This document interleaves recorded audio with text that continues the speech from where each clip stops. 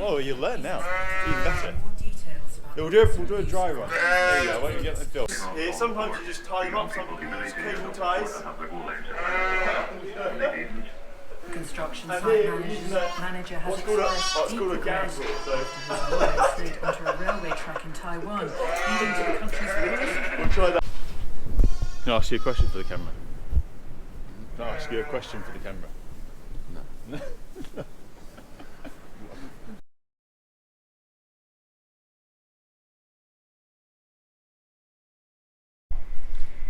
It is Easter Monday. I can't stay away from a lambing shed, as you know. So here I am up at lovely Alwinton. If you have watched my previous video about liver fluke habitats, that's just over on the hill over there. Otherwise, I'm here just to help out, see how the guys are doing, and generally get in the way. Back in my glory days as a student, this is where I came for my lambing placement. I had such a good time in my first year that I actually came back a few years on the trot. So let's kind of show you the place.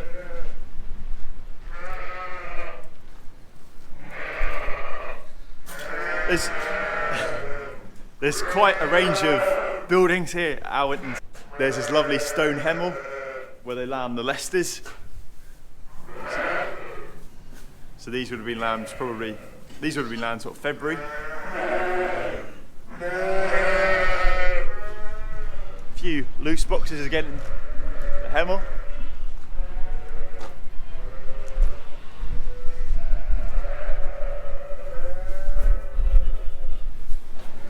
Those aren't Leicesters, those are mules.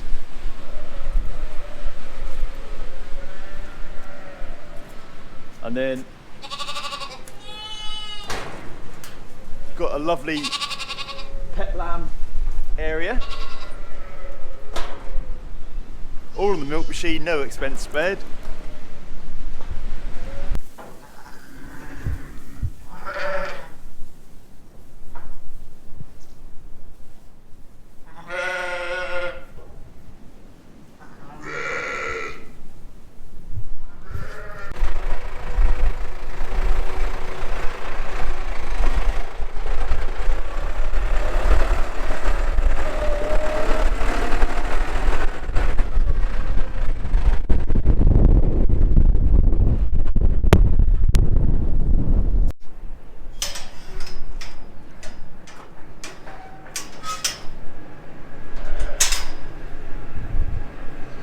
This is one of the sheds known as a hay shed. You can see why. And this year Graham the farmer has built this incredible platform. So you can see young Connor there having his coffee. But he built this himself. I was winding Graham up by saying the only places I've seen a viewing platform for lambing sheds are here and Newmarket, where the sheikhs have about 1,000 sheep each to keep the grass down. So Alwinton and Newmarket.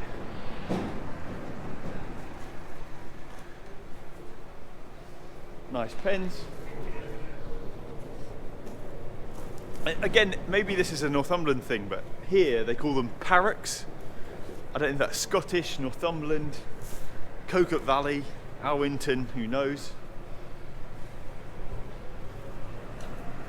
That's the lambs.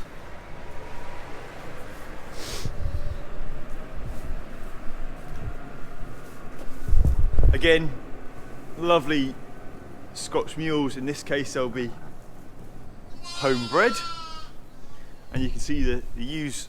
They might have their first lamb in there in the big pen, and then they'll be brought into a slightly looser pen, and then once they've finished having all their lambs, they'll be into one of these. And then once the lambs are dried off, maybe been in the small pens, the parrocks, for 24 hours or so, they'll go into these, again, nursing pens, and from there they'll be out.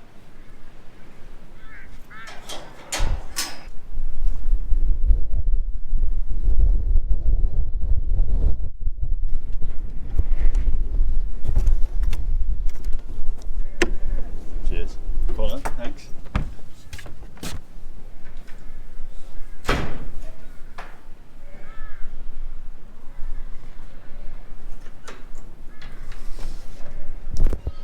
So there you go, that's the view.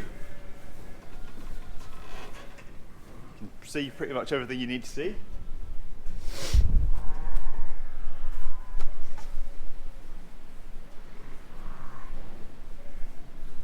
So, big pen, loose box, parrot, nursing pens.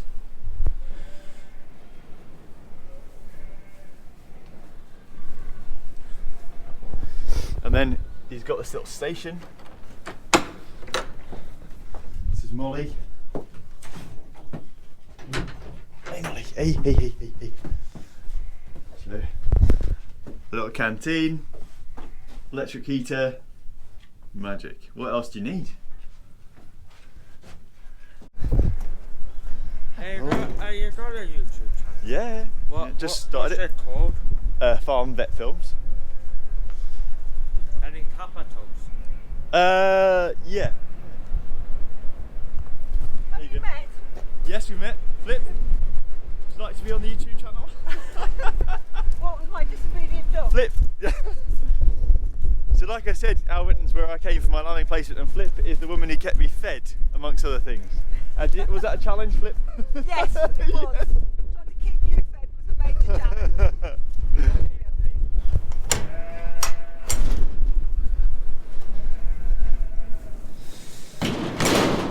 This is another of the sort of lambing buildings, if you will. It's a lovely polytunnel. The black must be the start of the blackies in here.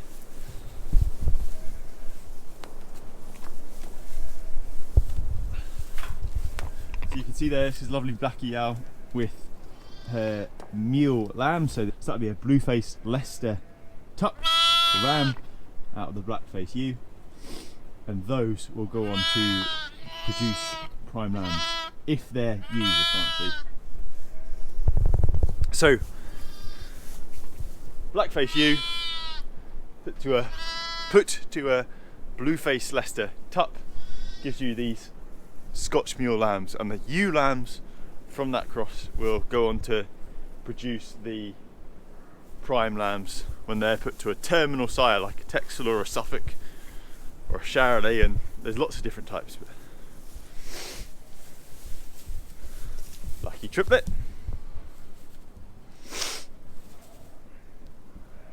Certainly there's a fashion for mule ewe lambs to have quite a lot of colour on the face, and hence certainly when people are buying Leicester tups to put over their Scottish black-faced ewes, there's a preference for ones that have a bit more colour on the face and legs. But I don't know, if any of you guys lamb in polytunnels or have lambed in polytunnels, I think they're quite pleasant environments. They're just very bright, they're airy, and they're warm, which is a bonus.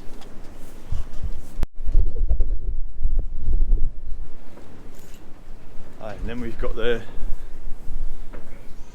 top sheds. So again, a big pen of ewes yet to lamb in the middle. The parrocks, or the sort of individual pens here, and then they get carried over to the nursing pens over there, just to make sure they're mothered up before they go outside.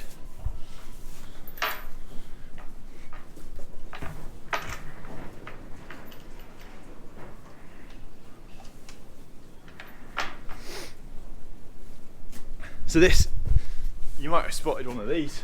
So this is a stocks. So for ewes that are struggling to take their lambs, it does happen rarely if their hormones just aren't quite in the right space. Sometimes they need a tiny bit of persuasion to take the lambs. So they might go in here for a short amount of time. So the head will be in here, have some water and feed at the front. It just stops them turning around and doing the lambs some real damage while they're not quite in the right frame of mind to become mothers. It doesn't take very long for ewes to learn to love those lambs. It's more or less for the lamb's safety, just to stop them being basically whacked to death.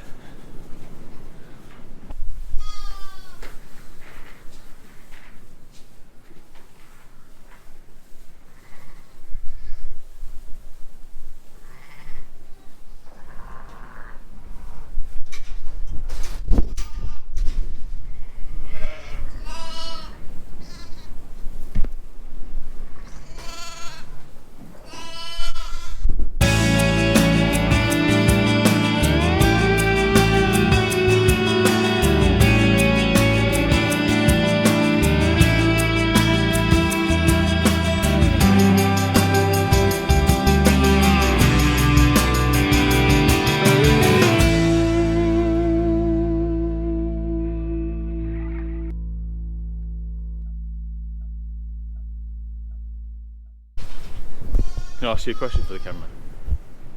Can I ask you a question for the camera? No. Question was going to be, most people will number the ewes, not the lambs. Oh sorry, they will number the ewes and the lambs. So what's the think? I know you told me this before. But Well, you would find that it would be very unusual for a ewe not to be with one lamb. Right, If okay. you've got one lamb, you've got a number. And basically you're just using a lot of spray for Lot of spray for nothing. So this is another pet pen. Guys here keep a few pets up here at the top sheds. So if there's a single lambing, they've got a pet just to hand and they can run and get it to do a rub on. And you can see there, they've got an automatic milk feeder just like they have down at the bottom. It always used to be a vet student job to feed the pet lambs, and although it was great to have some responsibility and some ownership of a task, it did take quite a lot of time. And you can see these stock max shavings, they're pine, so they've got a natural antiseptic effect. It's all part of just keeping the hygiene really tip top. These guys here, again, really big fans of the hydrated lime just to keep everything dry, keep everything disinfected. They use heaps of straw. Yes, it can be expensive, but it is a hell of a lot cheaper than having lots of lambs with watery mouth, joint ill, and the rest. So it's almost a constant war when you have sheep inside that you have to wage. Yes, you get the protection from the weather, but you have to keep things really clean and you have to keep at it all the way through the lambing. Often you see problems like joint ill, navel ill, watery mouth, they do become more of a problem towards the end of lambing, and that's partly because there's this build-up of infection in the shed, and also I think understandably people's enthusiasm and attention wanes after a few weeks of lambing. People are knackered and they've got slightly less patience. It's a real challenge to keep things disciplined all the way through. But that is really the trick. Now, if you watched the last vlog, you will have noticed we had a mic issue then, and we are carrying that theme on this time. Actually, the issue here was that the mic was working a bit too perfectly and picked up a popular pop rock song in the background from the radio. Of course, the suits at YouTube decided that was copyright infringement, and so instead, I'm going to voice over what I was talking to you about in this clip. Anyway, here I'm showing you how the team at Alwinton have been restraining the lambs for their rub-ons or wet adoptions, which you will have seen in another recent vlog. Often, the lamb being set on is a few days old, so it may want to get up, it may want to nick all of the colostrum, it might also make the ewe realise it's not her own lamb. So it can be good to restrain them in some way. Some people use baler twine, some people use cable ties. This is a gambrel, and I've got one in the car that's a bit bigger, which I use for lambing ewes. These guys are using this one to restrain lambs while rubbing them on. This isn't a rubbed on lamb, this is just a twin, so it's just for demonstration. But you can see here this lamb just has his legs tucked up so he can't run away. It's not uncomfortable, and it will just restrain him for a short time while the ewe learns to love him.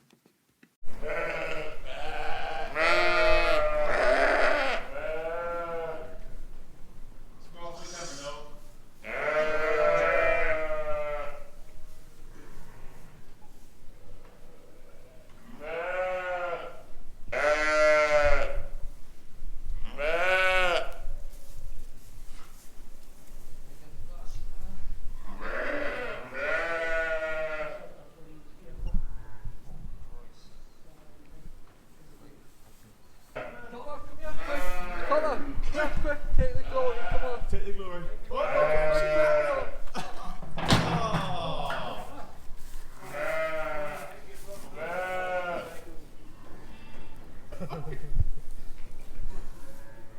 What's that mouth out was so.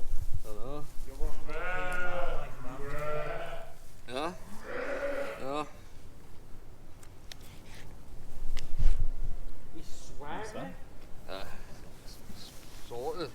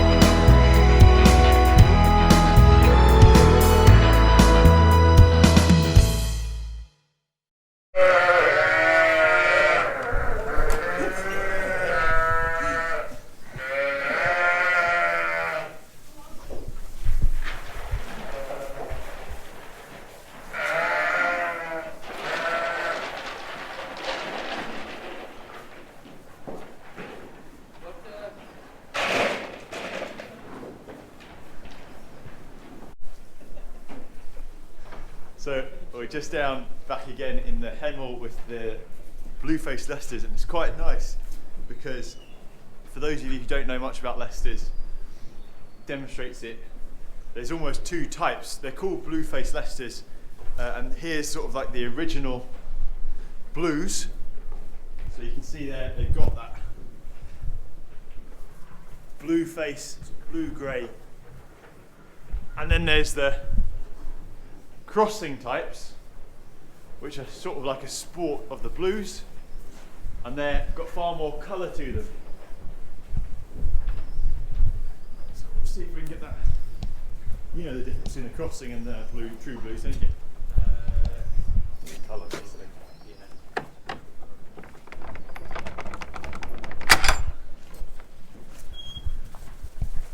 How's that gate?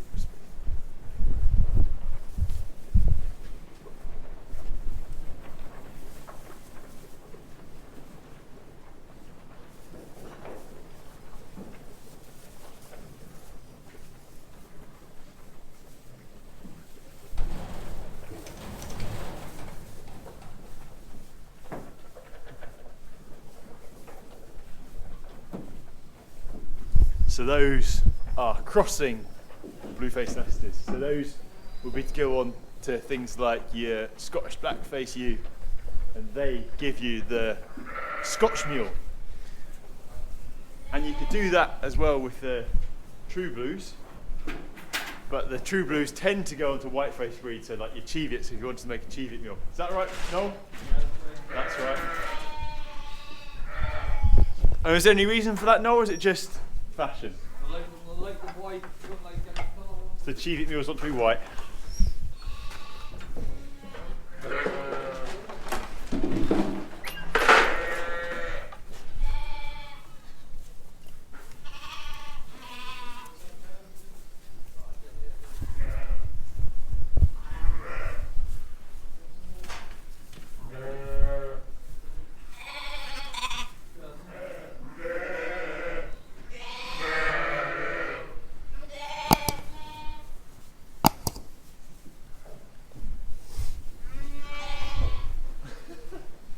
We'll come back and talk a bit more about Leicesters another day because they're Noel's specialist subject.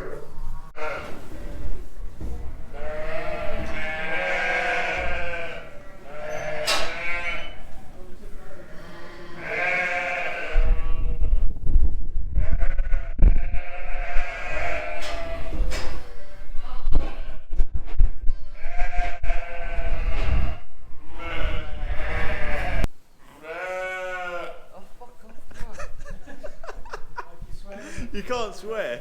What's he doing? No, you shouldn't swear on camera. You won't be allowed to put it on now. Fuck off.